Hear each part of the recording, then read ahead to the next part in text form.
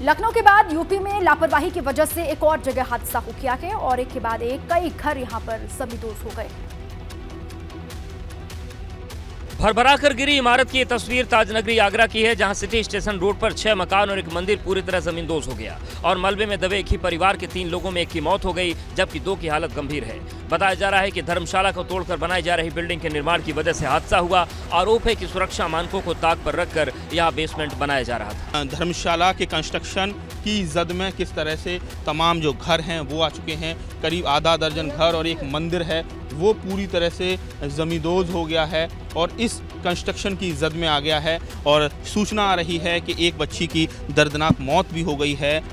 लोगों का आरोप है कि कई बार शिकायत के बाद भी धर्मशाला के ट्रस्टी गुप्त तरीके से बेसमेंट की खुदाई हो रही थी। अब पुलिस ने निर्माण कराने वाले और बिल्डर के खिलाफ गंभीर धाराओं में केस दर्ज किया है। साथ ही आरोपियों की गिरफ्तारी को लेकर धरपकड़ तेज कर दी है। वहीं आगरा विकास प्राधिकरण भी सवालों के घेरे में है। ये अपने गाँव से ही बिजनेस करके 100 करोड़ से भी ज्यादा का बिजनेस करते हैं। क्या आपको भी गाँव से ही बिजनेस करना है? तो फ्रीडम ऐप को अभी डाउनलोड कीजिए।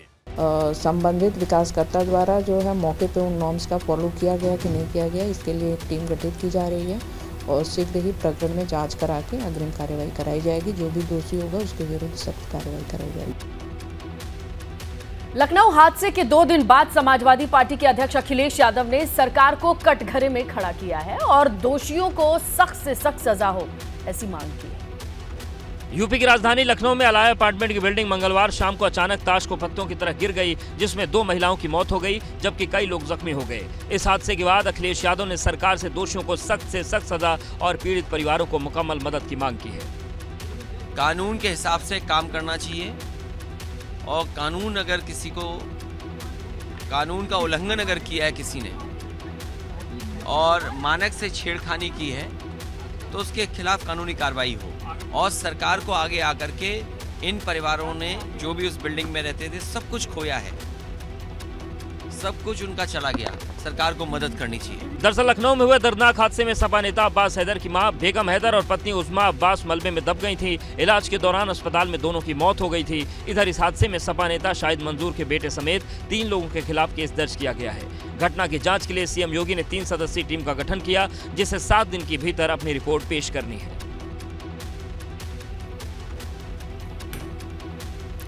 बागेश्वर धाम पीठाधीश्वर धीरेन्द्र कृष्ण शास्त्री और रामचरितमानस पर हो रहे विवाद के बीच बयानों का दौर लगातार जारी है। इस बीच बाबा रामदेव ने भी इशारों में धीरेन्द्र शास्त्री का समर्थन करते हुए बड़ी साजिश की तरफ इशारा किया है।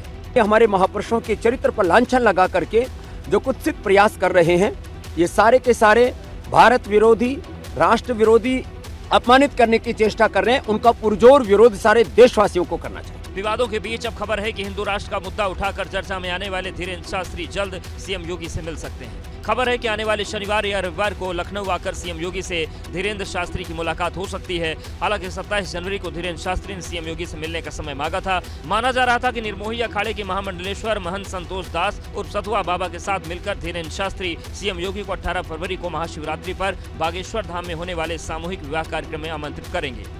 इसके अलावा बाबा बागेश्वर धाम के 2 फरवरी को प्रयागराज में शीतला महोत्सव में आने की खबर है, जहां वह हिंदू राष्ट्र की मुहिम को आगे बढ़ाने के लिए संतों संग चर्चा करेंगे, क्योंकि प्रयागराज में 25 जनवरी को हुए संत सम्मेलन में धीरेन्द्र शास्त्री को संतों का समर्थन मिला है। धीरेन्द्र शास्त्री जी को उनके गुरु परंपरा से हनुमान जी की कृपा उनके ऊपर है और इस बात को हम सब अनुभव भी करते हैं, देखते भी हैं उनको प्रमाणता से। तो संत एक स्वर में उनके साथ खड़े हैं। वो बागेश्वर धाम तो उसकी हम लोग उसके पीछे तन मन धन से लगे हुए हैं और लगे रहेंगे, इसमें कोई भी समझौता नहीं है।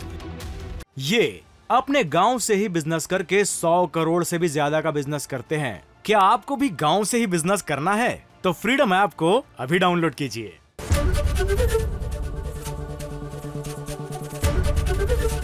एबीपी गंगा, खबर आपकी, जुबान आपकी।